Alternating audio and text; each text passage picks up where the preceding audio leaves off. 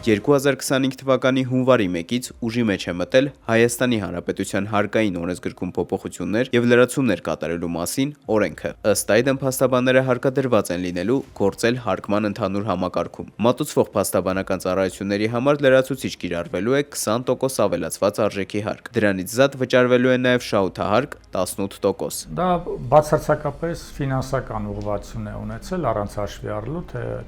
օրենքը ինչ ազդեցություն կունենա դատանի մատչելիության, արտադատության մատչելիության վրա։ Հիմնականում անապահով քաղաքացիների անապահով խավը կտուժի, որքանով են լսելի հասարակության եւ քաղաքացիական հասարակության կազմակերպությունների առաջարկությունները ձայնը, այստեղ մենք ունենք լրջագույն խնդիրներ։ Լսելի չէր ոչ միայն քաղաքասարակության, այլև մի շարք գերատեսչությունների ձայնը։ Նախագծի վերաբերյալ դիրքորոշում էր հայտնել մարդու իրավունքների պաշտպանը։ Օրենքի նախագծին առարկություններ ունեին նաև Փաստաբանների պալատը, Արդարադատության նախարարությունը, Քաղաքասարակությունը։ Որքանով ես գիտեմ, որևէ քննարկում չի կազմակերպվել, մասնակցություն չի ապահովել, լայն իրազեկում հանրային չի իրականացվել։ Օրենսդրությունը նախատեսում է հանրային քննարկումներ, բայց մեր դեպքում այդ հանրային քննարկումը սահմանափակվում է բացառապես իրավական տեղեկատվական համակարգում, որը e-draft-ն է, դրվում է e-draft-ում եւ եթե կազմակերպությունները ներկայացնում են առաջարկություններ, դրա լրամշակված տարբերակը մենք այլևս չենք տեսնում, արդեն տեսնում ենք կառավարությունում քննարկման ժամանակ, եթե ընդունվում է, հետո ազգային ժողովում։ Եվ որևէ այս փուլում կարծիք հարցնելու հնարավորություն կամ քննարկման հնարավորություն շատ դեպքերում չենք ունենում։ E-draft համակարգում կարծիքներ ու դիտարկումներ անելու սահմանափակումներ չկան, սակայն դրանք հաշվի չառնելու համար կառավարությունը ունի հիմնավորումներ։ Տրամաբանական է, որ ոչ բոլոր կարծիքներն են, որ կարող են ընդունելի համարվել նախագիծը մշակողի կողմից։ Դա կարա պայմանավորված լինի հիմնականում եւ մեծամասամբ մասնագիտական մոտեցումներով հարցի կապակցությամբ, այսինքն մենք սիրում ենք իրավաբաններով ասել, ինչքան իրավաբան այնքան կարծիք եւ փորձելով դա բալանսավորել իրականում միշտ փորձում ենք ողջամիտ առաջարկներ ընդունել։ Դատական եւ իրավական բարեփոխումների 2022-ից 2026 թվականների ռազմավարությունը որպես առաջնահերթություն է սահմանել արդարադատության մատչելիությունը։ Դատական ծառայություններից օգտվողների համար արդարադատության մատչելիության ամենամեծ արգելքը ըստ Համաշխարհային բանկի 2023 թվականի զեկույցի դատական ծախսերն են։ Հայաստանում դատական ծախսերն ու փաստաբանական վճարները ըստ նույն զեկույցի ավելի բարձր են, քան տարածաշրջանի այլ երկրներում։ Դու ամեն ինչն է թանկացել, մենակ է թանկացել, ինչի՞ց են գում։ Դատարանների հետ առողջություն չեմ ունեցել։ Առողջություն կարող եք չունենալ, ուղղակի որ մարդկանց վիճակը բարդացնում է, այսինքն դուք չունեք, բայց ես ունեմ, մյուսը ունի։ Հա։ Հնարավոր է, որ վաղընել ես ունենամ։ Բացառված չէ։ Կկարողանաք դիմել, Չէ, իհարկե։ Իհարկե, չէ։ Չեք կարողանա դիմել դատան։ Ինչի՞։ Որովհետև ֆինանս չունեմ, հիմա ֆինանսի հետ ամեն ինչ կապված։ Փաստաբանների։ Փաստաբաններն ինչ գներ են ուզում, դուք լավ գիտեք։ Ինչ գների հետ գործ ունեն։ Տենց որ սովորական ժողովրդի համար դա շատ դժվար գործ է, որ դիմեն դատարան ու շահեն մարդիկ։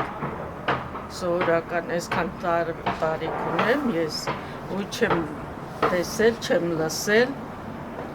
որ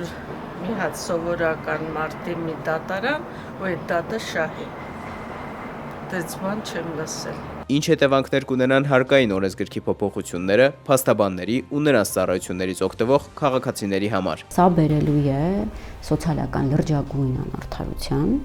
Ես խոսում եմ միայն քրեականի մասին, բայց սա բերելու է վարչական հարաբերություններում խնդիրների, միջանձնային հարաբերություններում խնդիրների, դեռ շատ դեպքերում անձինք պետք է վճարեն, որ դատանում իրենց թեկուզ միջանձնային ընտանեկան եւ այլ հարաբերությունների հարցերը լուծեն, բայց շատերը չեն ունենալու այդ հնարավորությունը։ Դատարան դիմես, երկա փող ես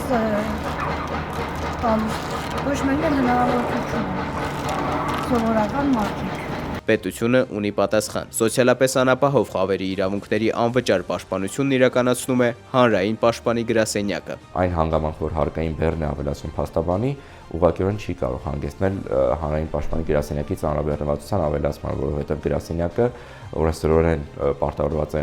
ընդունել եւ վարել միայն այնպիսի փաստաբանական գործեր, որոնք որ կհամապատասխանեն իր մանդատին։ Պետության լավատեսությունը, թե հանրային պաշտպանի գրասենյակի աշխատանքը չի տուժի փաստաբանական ծառայությունների թանկացմանը զուգահեռ, փաստաբանները չեն կիսում։ Հանրային պաշտպանի գրասենյակի կողմից տրամադրվող իրավաբանական աջակցությունը սահմանափակ անձանց է հասանելի, լավ, եւ հաշվի առնելով անվճարունակությունը անձանց, բարձրանալու է նաեւ հանրային պաշտպանի գրասենյակի ծանրաբեռնվածությունը, նրանք արդեն իսկ գեր ծանրաբեռնված են աշխատում։ Քաղաքացիները, որոնք անմիջականորեն կրում են ցանկացած թանկացման, այս դեպքում նաև փաստաբանական ծառայությունների թանկացման բեռը, հրապարակային կարծիք հայտնել չեն ցանկանում։ Կադրից դուրս ասելով, թե իրենց ձայնը միևնույն է տեղ չի հասնում, իսկ կադրում արդեն հեգնում են։ Դուք դիմեք լուրջ մարդկանց, մենք անլուրջ մարդիկ ենք։ Իրավունքից զուրկ եք, ամեն մեկը ձեր իրավունքը տալիս եք ուրիշին, ասում եք դուք արեք, բայց ով պետք է ձեր տեղը անի։ Եվ պետությունը տապալում է այստեղ նաև իր պաշտպանություն տրամադրելու պարտավորության հնարավորությունը եւ այդ պարտավորությունն է տապալում։ Այսինքն մենք մի կողմից հարկային բեռը բարձրացնում ենք, չենք նախատեսում անվճար իրավաբանական աջակցություն, որովհետեւ հարկվում է նաեւ անվճար իրավաբանական աջակցությունը այդ նախագծով փաստաբանների կողմից տրամադրվող հետևանքները արդեն սկսում ենք զգալ, առաջերտին ծանրաբեռնվածությունն է աճում, որովհետեւ փաստաբանը արդեն ավելի շատ հարկեր պետք է վճարի,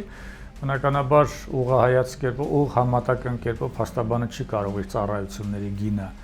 մեծացնել, որովհետեւ ենթադրենք, եթե 250%-ով հարկային բեռը, կոնկրետ չգիտեմ քանի տոկոս է, բայց մի քանի անգամ մեծացել է, դա չի նշանակում, որ փաստաբանն էլ հենց ուղիղ համատական կարող է ծառայությունների գինը մեծացնել, որովհետև մարդիկ ուղղակի հնարավորություն չեն նավճել։ Ստիպված փաստաբանը պետք է իր ավելի շատ ռեսուրս ծախսի, դա նշանակում է ժամանակային ռեսուրս պետք է ծախսի, այսինքն ավելի շուտ պետք է գա աշխատանքի, ավելի ուշ գնա, ավելի շատ գործեր վերցնի, որպեսզի կարողանա հասցնել այն բացը, այն նվազեցումը, որ տեղի ունենալու, լրացնել իր աշխատաժամերի հաշվին։ Բնականաբար որոշակի չափով նաև մտածել է փոփոխություն մտցնել իր աշխատանքային ծրագրերը, մասնավորապես որոշակի 10 կամ 15% եթե պրոբոնո ծառայություններ մատուցում, դրանց մի որոշ մասն էլ կսահմանափակի, չեմ ասում ամբողջը, բայց որոշ մասն էլ կսահմանա։ Դա դեռ մայրաքաղաքում աշխատող փաստաբանները, որտեղ գումարային հոսքերը ավելի աշխուժ են, ավելի մեծ են, մինչդեռ ռեգիոններում, մարզերում բնականաբար այնտեղ շատ ավելի ազդեցությունը վատ կլինի։ Քաղաքացիների համար հասկանալի չէ, ինչու պետք է իրենց դատական ծախսերն ավելանան։ Դատարանը այդ սախ կառավարությունը ումով է ապրում, մեզ նոր չէ, նույնն էլ դատարանը, բայց դատարան ես ինչի պիտի փող տամ, ես հարկ եմ ուզում այդ դատարանի համար, չէ, հարկեր տալիս եք, դուք տալիս եք հարկեր, տալիս եք, չէ, բայց դատարանը այդ փողերով է ապրում, այդ փողերը պետք է աշխատի ինքը պետք է իմ իրավունքները պաշտպանի, որ ես հարկ տամ։ Չի անել։ Դուք հարկը ես տալիս եմ, բայց գնում եմ դատարան նորից փող է ուզում։ Էսի աբսուրդի վարիանտ է, աբսուրդի ազգում է,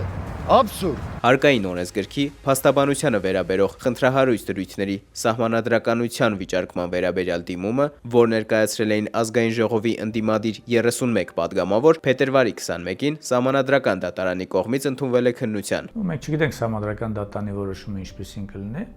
Ամենայն հավանականությամբ դատանը կորոշի, որ այստեղ օրենքի սահմանադրակացության հարց չկա, այլ կիրառման հետ կապված հարց է, որի մասին կառավարությունը պետք է մտածի։ Բայց բոլոր դեպքերում առանց որևէ լուրջ հետազոտության,